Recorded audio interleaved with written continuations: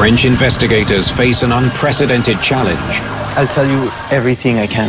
The world's fastest passenger plane has crashed on takeoff. They knew that they were going to die. When one faltered and fell to the ground, it shook the world. What could have caused the first fatal crash of Concorde? Looks like they were bleeding fuel. The search for an answer uncovers 3 critical clues: a ruptured tire, a shattered fuel tank, and a mysterious strip of metal. It didn't look like anything that came from an aircraft. But can investigators complete the puzzle? We just couldn't tie it all together. The evidence was not talking to us.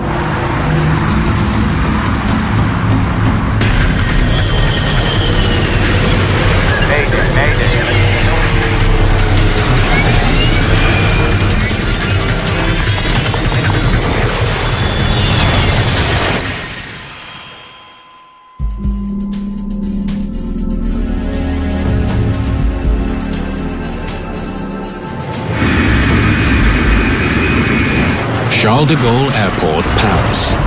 One of the busiest airports in Europe, and the only place in France to catch sight of the world's most prestigious passenger plane, Concorde. It's really a wonderful machine. It's been described as a beautiful white bird. It's been described as the white rocket. It's fantastic. Concorde flying was a real show. I mean, everybody was watching, so it was spectacular. It was noisy, and it was like going at an air show. Concorde is a technological marvel. The world's only supersonic airliner, it can fly at more than twice the speed of sound, at altitudes that brush the edge of space. We talk about flying above 55,000 feet into a deep, deep blue sky. It's a very, very special aircraft. It takes an exceptional crew to fly this remarkable plane. Air France 4590. Do you want Whiskey 10 or Romeo? I need all the runway, eh?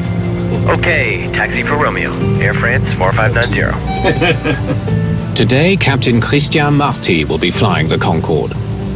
Clear on the right. On the right is clear. First Officer Jean Marcot will monitor the instruments. Nose droop at 5. The crew lowers the plane's sleek aerodynamic nose for taxi. Though crucial for supersonic flight, the long beak makes it difficult for the crew to see where they're going on the ground. I'll get a bit of speed before it springs the brakes. With more than 23,000 flight hours between them, Captain Marty and First Officer Marcot are among the world's most elite pilots.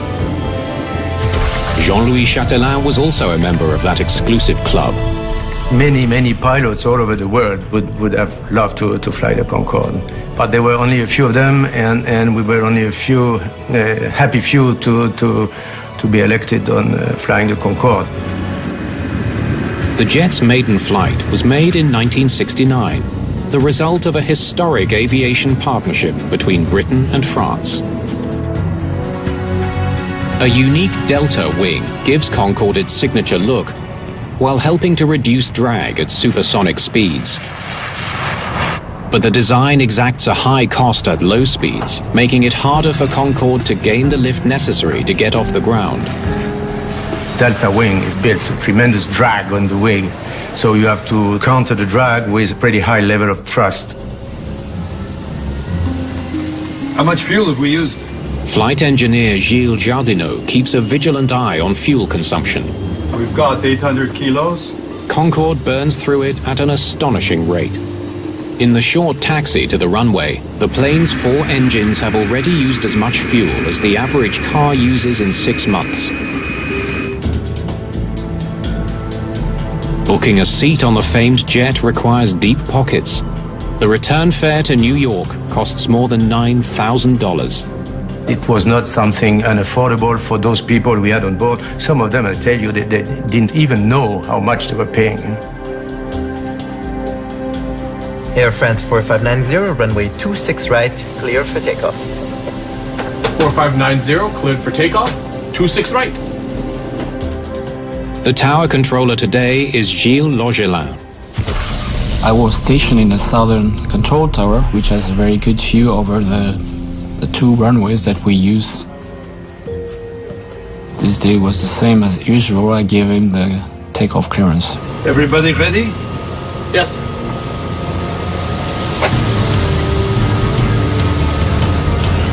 Concorde's takeoff speed is 198 knots, 40 knots faster than a 747.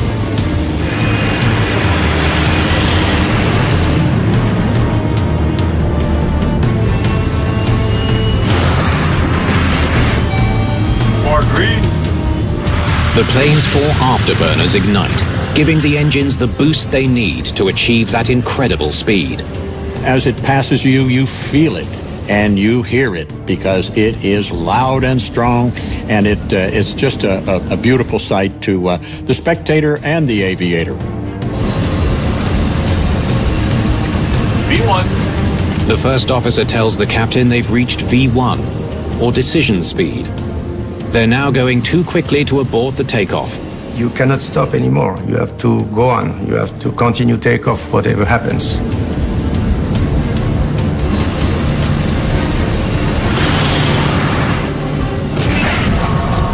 Watch out! Suddenly, the plane begins veering left. Stop! The flight engineer urges the captain to abort the takeoff, but it's too late to stop. Captain Marty lifts the supersonic jet into the air. Gilles Logelin realizes he's now watching a disaster. It was a very unexpected situation to see flames on an aircraft that is departing on the runway. You don't have time to lose, so immediately I've pushed the red button, which is a button for alert. 4590, you have flames behind you. Roger! The plane is engulfed in flames. Failure, engine 2. Engine fire procedure. Captain Marty struggles for control as the engineer shuts down the burning engine and activates a fire extinguisher. What's the airspeed? The plane's airspeed is now dangerously low. The airspeed, the airspeed. Something is happening. Some things that is not covered by training. Something that in pilot career you don't want to face. Logelin scrambles to clear other planes from Concorde's path. I wanted to clear the traffic to let him any option possible. First Officer Marco wants to head for a nearby airport. Le Bourget! Le Bourget! But the crew can't outfly the fire that is rapidly consuming their plane.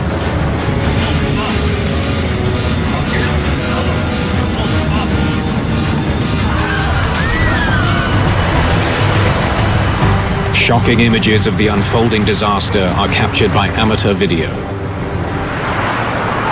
In the cabin, panic and terror. No time! The supersonic marvel of modern aviation. No! Slams into an airport hotel. Oh mon Dieu. I could see kind of big, like a big mushroom of smoke. I think until the very last moments where I was thinking that something will save the situation. I remember that I just sat down on the carpet floor of the control tower up there and I cried. All 109 passengers and crew on board Concorde are dead. 4 more people have been killed on the ground. How can I say more on this? We were totally shocked. That's it. That's it. It had been such a special thing in the place of aviation that when one faltered and fell to the ground, it shook the world. It really did. Until today, Concorde had a remarkable safety record. 31 years of supersonic flight and not a single fatal crash. This plane was simply magnificent, and it was a shock for everyone. Alain Bouillard will lead the crash investigation. He takes on a challenge no investigator before him has faced, figuring out what happened to the technological wonder that had seemed immune to disaster. On the outskirts of Paris, the fuel-laden Concorde has ignited an inferno. Investigators are anxious to search the wreckage for clues, but first, firefighters must put out the catastrophic fire. The problem was the intense heat at the crash site, which made it impossible for the rescue services to recover the flight recorders. Knowing the eyes of the world are watching, Bouillard and his team press ahead with the investigation. They speak to as many witnesses as possible. I'll tell you everything I can. Few saw more than controller Gilles Logelin.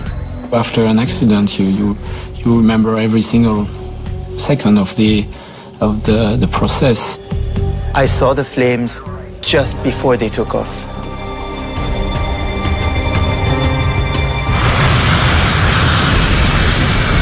Logelin tells them he saw intense flames shooting from the plane's left side before it lifted off. Other witnesses report hearing the sound of an explosion while Concorde was speeding down the runway. Less than 90 seconds later, the plane fell from the sky.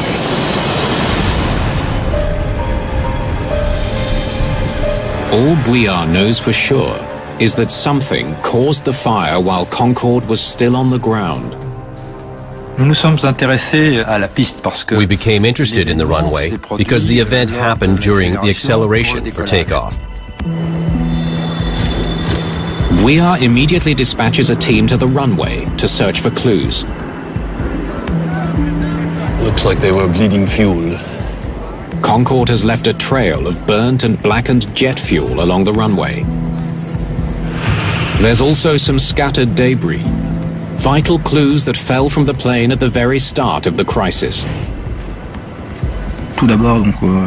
First of all, it was obvious that there were traces of fire that were still visible on the runway, as well as traces of fuel and many airplane parts.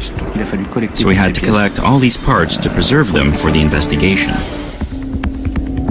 Meanwhile, in a hangar near the airport, investigators sort through scorched wreckage from the crash site. The plane's 2 black boxes have been recovered from the burned and twisted debris. But it's too soon to say if the data on the recorders has survived the fire. There was a huge amount of fuel on board, so the boxes were exposed to intense flames, which is the worst possible thing for flight recorders. Concorde's black boxes are designed to withstand only 30 minutes of intense heat. Investigators rush them to the lab and hope for the best. Pieces of tire. The runway search has turned up a baffling assortment of debris, including a twisted metal strip that no one can identify. What do we make of this? We were dealing with a very complicated plane that had been completely destroyed by fire. There were very few pieces left. But I know this is a piece of the fuel tank. Among the first pieces recovered from the site was a part that was quickly identified as being from one of the fuel tanks.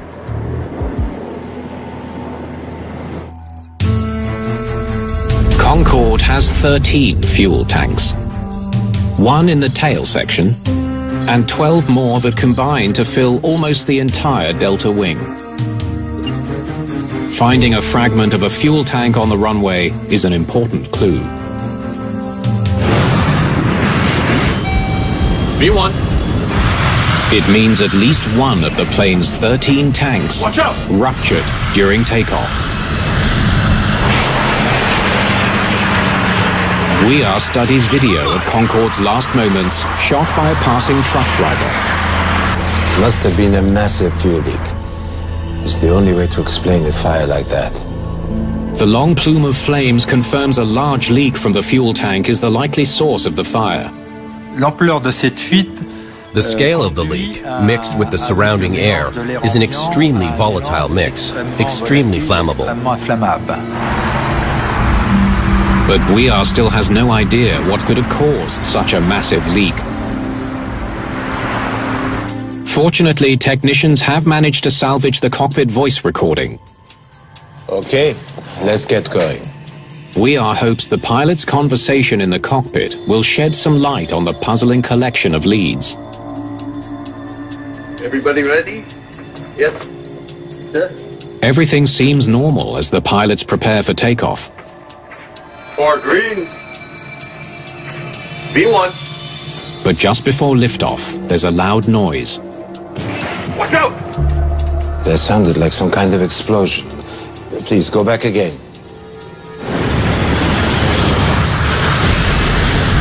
Watch out! Stop! 4590, you have flames behind you. Roger! Failure! Engine 2! The cockpit voice recorder showed the crew only became aware of the fire at the rear of the aircraft when the control tower warned them about it. VR now knows the precise moment the deadly fire began, but he still doesn't know what caused it. Well, I would love to get a look at that runway debris. Because Concorde includes parts that are American-made, the National Transportation Safety Board sends Bob McIntosh to join the team. It's unique that a French airplane on French soil would have a United States representative, but the aircraft was equipped with United States manufactured and designed tires. Among the debris found on the runway, there are large torn pieces of aircraft tire, some weighing more than 9 pounds. Looks like a blowout. To support the huge weight of the plane and withstand the heat generated during takeoff, Concorde's tires are reinforced with a strong rubber belt and filled with high-pressure nitrogen. Airplane tires, in general, certainly are different than those in an automobile. They have to withstand a tremendous amount of weight. These are heavy, heavy-duty tires.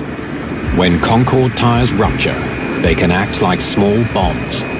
Maybe a piece of the tire flew up and burst the fuel tank here in the wing. Watch out! The force with which a tire might explode is not simply going to be a blowout. There's a whole lot of structure and rubber belt around the tire that's probably going to separate, and that's, of course, a potential for damage. A look at Concorde's history turns up 6 incidents of a tire rupturing and damaging a fuel tank. We uncovered many incidents where tires were punctured or destroyed, and in some cases, the rims as well. The most serious incident was in 1979, when a ruptured tire damaged a fuel tank so severely that the crew was forced to land shortly after takeoff. To prevent a recurrence, authorities mandated that Concorde tires be replaced much more frequently. So what could have caused a relatively new tire to rupture on takeoff? Investigators take a closer look at the metal debris found on the runway. Maybe something cut into the tire. Something like this. The shape of the metal strip that we found was exactly the same shape as the tire debris. There were a lot of theories flying around in the first 2 or 3 days as to cause and effect of the tire, of the metal strip, and of the fuel that was liberated from the left side of the airplane. I want to know what this is and where it came from. Oh, and find out how much a fully loaded Concorde weighs. There's something I want to try. This was the scene after July's Concorde crash near Paris. News of the downed Concorde has stunned travelers and aviation insiders around the world. The French Transportation Ministry grounds the nation's entire fleet. British Airways soon follows suit. In London on Friday, British Airways' fleet of Concordes remained grounded, and depending on the investigation's findings, they may never fly again. That was a major blow, particularly to the UK operator, British Airways. Air France had expected it, I think, all along. Whether the pride of French and British aviation will ever fly again now depends entirely on what Bouillard and his team can uncover.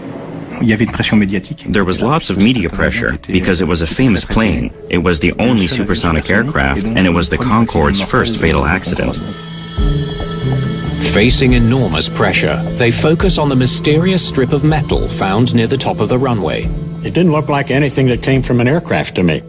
It was bent in such a shape that it was really strange, and we were all wondering if it was something that perhaps had fallen off a runway sweeper, or if it had fallen out of a construction truck, a baggage cart that was being towed around the airport someplace. But evidence soon points them in a different direction. Metallurgical tests reveal the strip is made of lightweight titanium, a metal frequently used in aircraft parts. It also had a number of rivets on its surface, and this made us think it was used in aviation.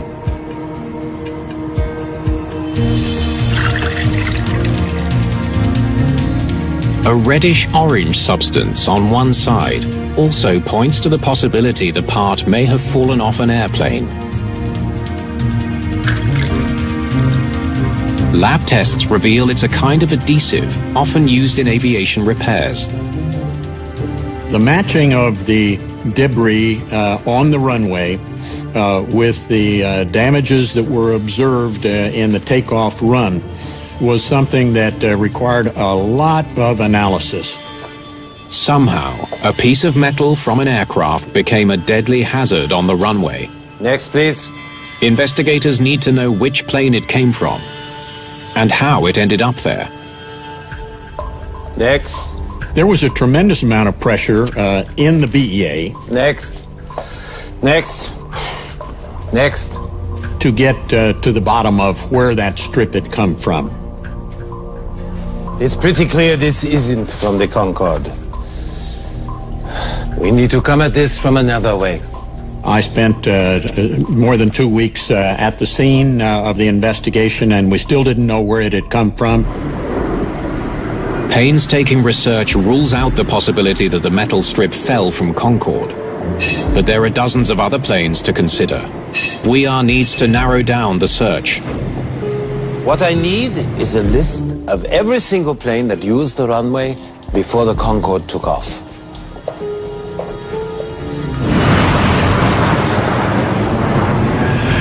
A busy international airport like Charles de Gaulle has hundreds of flights arriving and departing every day. Metal parts are often found on the runway. Planes can lose small parts that are in need of repair, or sometimes inspection doors aren't closed properly, and they break away from the plane and fall on the runway. But the airport's runways are inspected several times a day and cleared of debris. Okay, it wasn't there in the morning. That leaves the planes that took off after 1300. Nous avons recherché par élimination. We searched by elimination. We knew that it was a strip of metal that didn't come from the Concorde. It didn't belong to any ground vehicles. So we looked at the planes that had taken off before the Concorde. Knowing the time of the last runway inspection allows Bouillard to narrow the search to just 2 types of planes. That's more like it. That part is either from a 747 or a DC-10. Let's figure out which.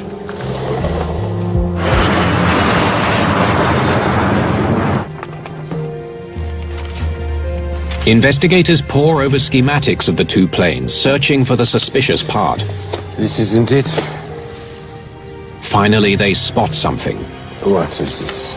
The metal strip looks like it could have come from the engine of a DC-10. Something called a wear strip. The strips act as a buffer for moving parts inside the engine, but they're not essential for the safe operation of the plane. Certainly, there was a great deal of anticipation. Could this be really from a DC-10, and could it be from the engine portion? Investigators can't answer those questions soon enough, as the entire world waits to learn why commercial aviation's greatest achievement went down in flames. At Charles de Gaulle Airport, the Concorde investigation catches a lucky break.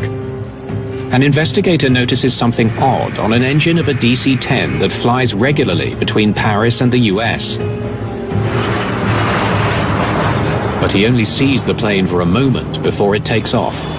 He got a quick glimpse, but he had enough of a glimpse to say, I think there's something wrong there, and I see an anomaly that tells me maybe that strip came from there.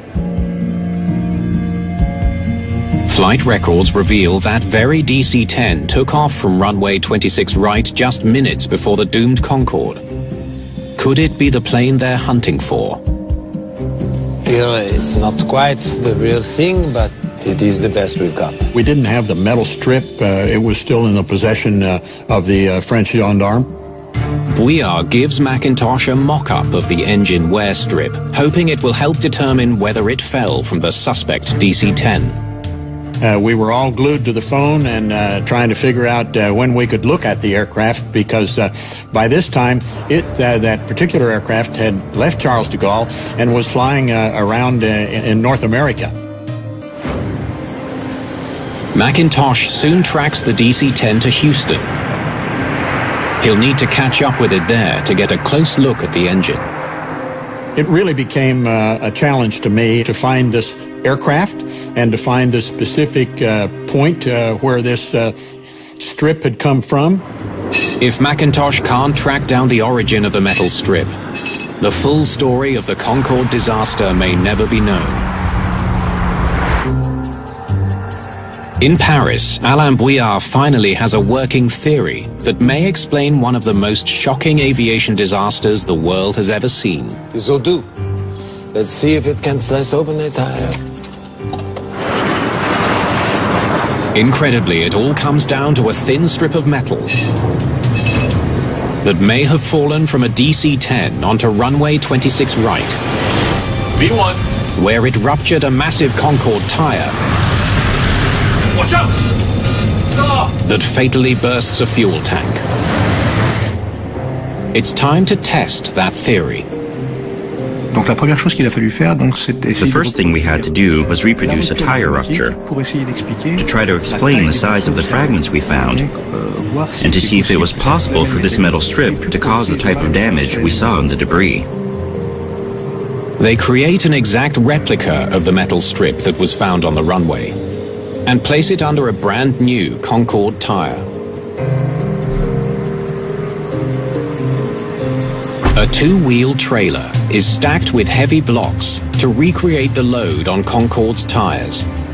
25 tons. They need to know if driving over the narrow strip of metal is enough to rip open a rugged Concorde tire.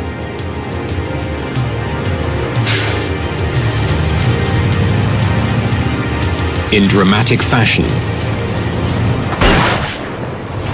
they get their answer. Amazing. You can't ask for better proof than that. That was fantastic. C'était parfait.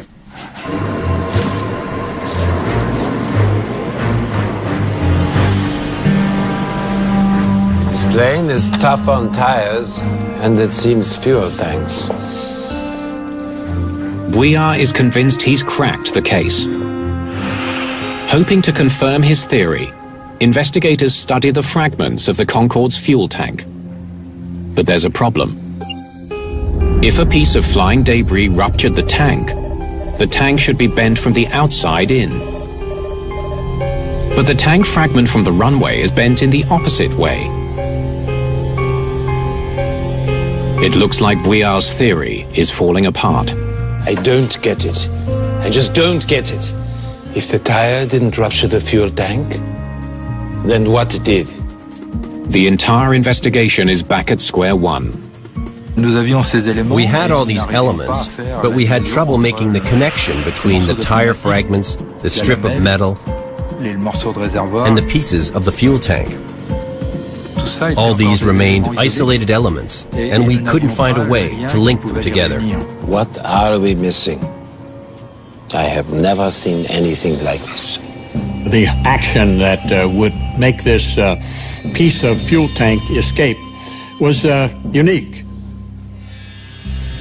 Bouillard is facing an unprecedented mystery. What punctured the Concorde's fuel tank from the inside? If he fails to solve the mystery, the loss of 113 lives may never be explained. The baffling evidence from the Concorde's ruptured fuel tank remains a puzzling dilemma, one that threatens to derail the entire investigation. Pretty heavy load of fuel.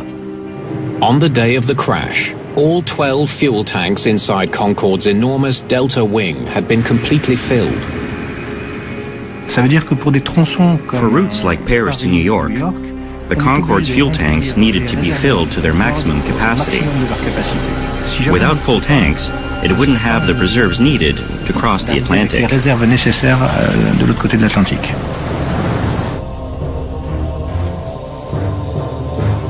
The only thing in the fuel tank is the fuel.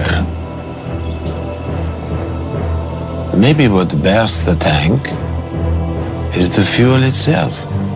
The heavy fuel load suggests an unconventional theory. When a high-speed projectile hits a container full of liquid, it can set off a tsunami-like wave powerful enough to rupture the container at a different point from where it was struck. The liquid will move around and push evenly on every part of the tank. And it's the weakest part of the tank that will tend to rupture. You set it so the fuel tanks are completely full. He hopes a computer simulation will show if that's what happened here. And the piece of tire is 5 kilograms. The scenario that we had in mind was only possible if the tanks were full. Okay, let's watch what happens. Bouillard knows his theory may meet resistance. There's no record of an aircraft fuel tank ever rupturing this way before. Fire. The simulation recreates the effect of a piece of tire hitting the fuel tank. For Bouillard, it's the moment of truth. Let's try it again. Only this time, aim over to the left. Maybe we'll find a weak spot. Conditions have to be just right. Fire! But when they are... We've got it. Well done. Firing a piece of tire at the tank can make it burst from the inside out. We were convinced this was what happened. It was a revelation to all of us, and indeed a very plausible explanation as to how the major fuel liberation took place. Finding the source of the deadly metal strip is more important than ever.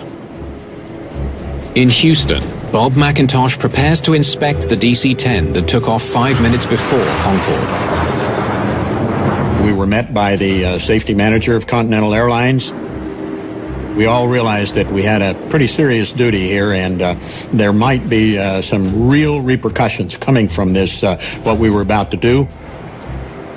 McIntosh immediately spots something out of the ordinary. There's an odd gap in the wear strips on the DC-10's engine. Give me a closer look at that, will you?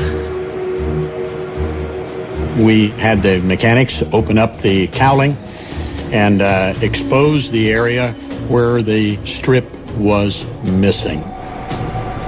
The gap seems to have traces of the same reddish-orange glue that was on the metal piece from France, but McIntosh needs to be sure.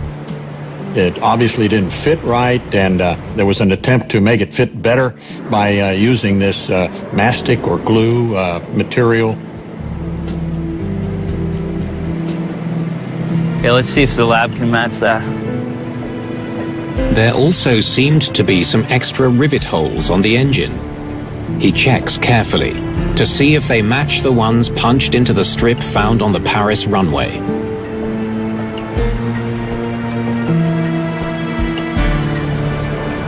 We have a winner. It's a perfect match. We found the culprit. There was no doubt in our minds that the strip had come from this aircraft. So there were some different emotions there at that moment.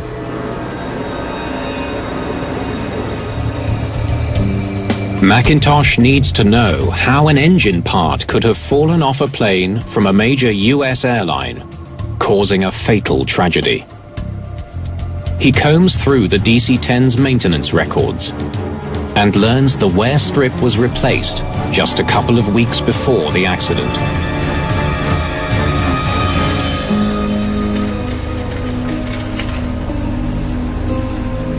The holes drilled into the strip didn't line up properly with the holes on the engine cowling, so the mechanic drilled new ones.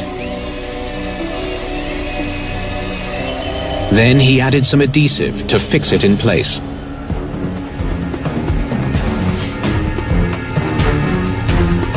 Lab tests confirm the adhesive used on the DC-10 is identical to that found on the debris from the runway at Charles de Gaulle.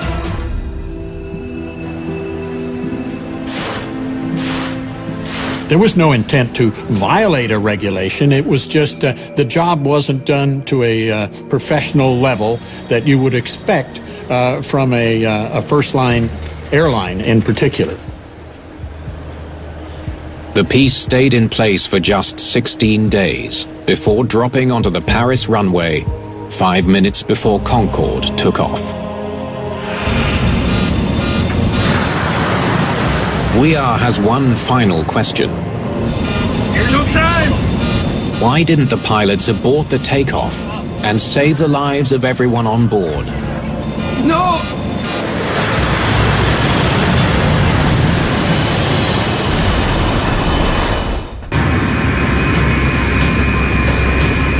Technicians have managed to piece together the data from the burnt and damaged flight recorder. Everybody ready? Yes.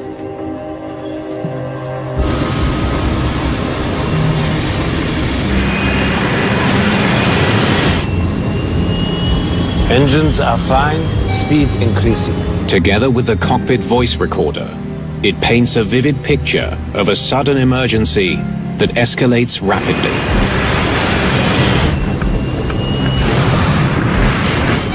Four green. The plane is rocketing down the 2.5-mile runway V1 at nearly 200 miles an hour.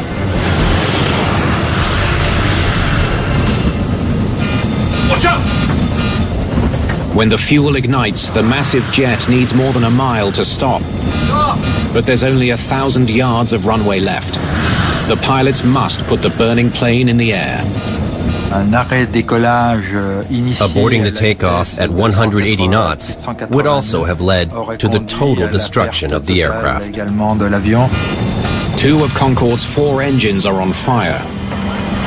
He lost engine 1 and 2 at almost the same time. The crew found themselves confronted with a plane that had lost half its thrust. With only 2 engines working, the plane won't climb. What's the airspeed? The airspeed. It's totally surprised, but what's happening, all this happened in something like 3 seconds of time, which is really a short time. We all know the importance of speed for delta wing planes, and so the aircraft found itself in a very difficult position.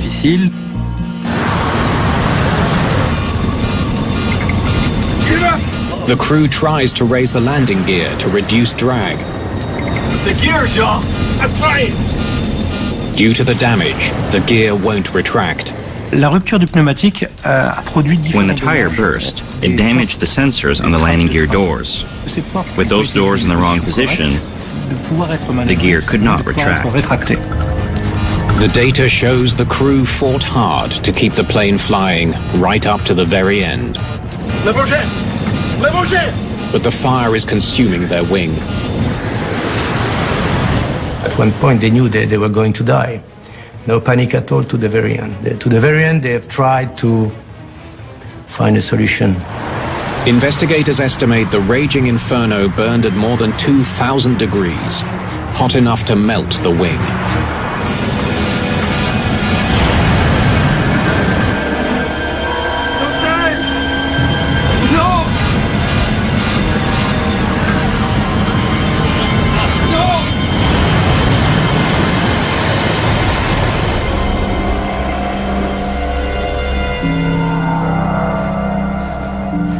There was nothing they could do. We were convinced that from the moment the plane rolled over the metal strip, a catastrophe was inevitable. The accident report makes a number of recommendations to make Concorde safer. Engineers design stronger tires that can better withstand the plane's high speed and immense weight. Fuel tanks are reinforced with Kevlar to prevent leaks. Airport authorities also implement a better system for monitoring runways and removing debris. What is puzzling is that you have a 200 grams piece of metal on the runway. It turns out to trigger one of the most catastrophic crashes in aviation history. A year after the crash that took 113 lives, an official memorial service is held. I was with them, so in a way I'm kind of linked with this crash. It will remain the experience of my life. I would have given everything not to be there this day, but I am the one.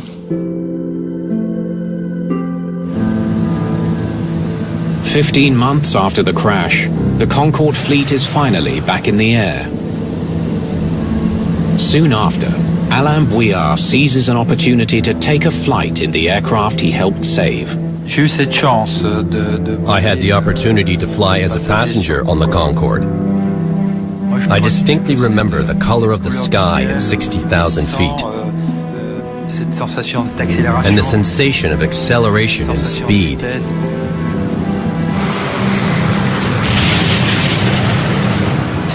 These are sensations that are very particular, unique, that I haven't felt since and that I may never feel again. The return of the world's only supersonic plane doesn't last long. 2 years later, with rising fuel costs and falling profits, Air France and British Airways decide to retire Concorde forever. It makes its last flight on November the 26th, 2003. For the first time in aviation history, it was kind of a step back. I mean, we had supersonic transportation. We have not that anymore. And it was a sad day when we saw the retirement of the aircraft.